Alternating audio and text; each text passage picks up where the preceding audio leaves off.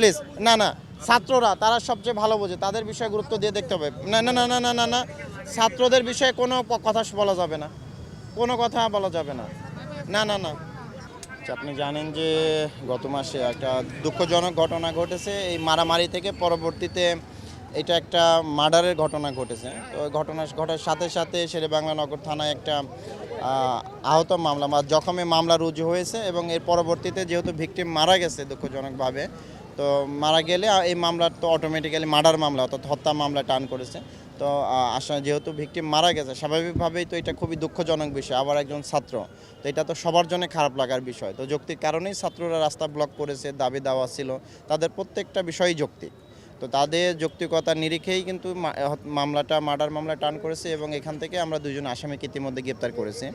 পাশাপাশি হচ্ছে যে আপনার এই মামলার গুরুত্ব বিবেচনা করে আমাদের সিনিয়র স্যাররা মামলাটা ডিবিতে হস্তান্তর করেছে, যাতে করে মামলাকে আরও বেশি গুরুত্ব দিয়ে আরও বেশি দক্ষতার সাথে এবং দ্রুত সময়ের মধ্যে আসামিদের গ্রেপ্তার করা সহ সুন্দর একটা প্রতিবেদন। এখন সবসময় তো দাবি থাকে যে আসামিদের ধরা, কিন্তু পুলিশের মূল কাজ তো শুধু আসামি ধরে না, আসামি ধরার পাশাপাশি একদম প্রকৃত ঘটনা শুরু থেকে শেষ পর্যন্ত কীভাবে ঘটলো, কারা ঘটাইলো এবং তার সপক্ষে সুস্পষ্ট প্রমাণ সহ একটা প্রতিবেদন রেডি করে বিজ্ঞ আদালতে সোপর্দ করা, যাতে করে বিজ্ঞ বিচারকদের বিচার করতে সুবিধা হয়। তো আমাদের তদন্তটা খুব সুন্দরভাবে চলতেছে। ইতিমধ্যে 2 জন আসামিকে আমরা গ্রেপ্তার করতে সক্ষম হয়েছি। আরও যারা আসামি আছে সিসিটিভির ফুটেজে আছে তাদেরও ধরার জন্য অভিযান চলতেছে, ডিবিও অভিযান করতেছে, থানা পুলিশও করতেছে।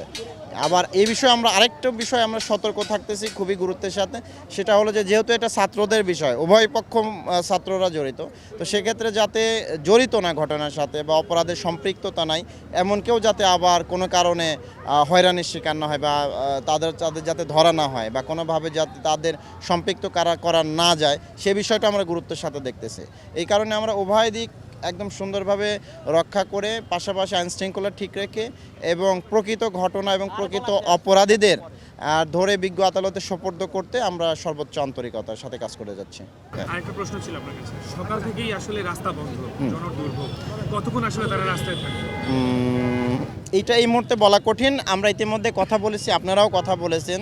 তো ছাত্ররা কিন্তু ইতিমধ্যে দেখেন কিছু গাড়ি ঘোড়া ছেড়ে দিচ্ছে এবং আমার মতে এইখানে যারা ছাত্ররা আছেন তারা খুবই ভালো, মানে আমরা তাদের ধন্যবাদ জানাচ্ছি, তাদের প্রতি কৃতজ্ঞতা জানাচ্ছি যে তারা মাঝে মধ্যে গাড়ি ছাড়তেছে। গাড়ি যখনই বন্ধ হয়ে যাচ্ছে অনুরোধ করলে ওনারা কিছু গাড়ি ছেড়ে দিচ্ছে, ফলে এখানে যানজট কিছুটা আছে, মানে ট্রাফিক জ্যাম আছে, কিন্তু আমরা কিন্তু মাঝে মধ্যে ছেড়ে দিচ্ছি তাদের বলেই, ফলে এটা কিন্তু ছাত্ররা ধন্যবাদ পাওয়ার যোগ্য। তাদের দাবি দেওয়া যেগুলো আছে সেগুলো আমাদের পক্ষ থেকে যেটা পূরণ করেছি সেটা আমরা তুলে ধরেছি, যেটা পূরণ করা যাবে সেটাও তুলে ধরেছি।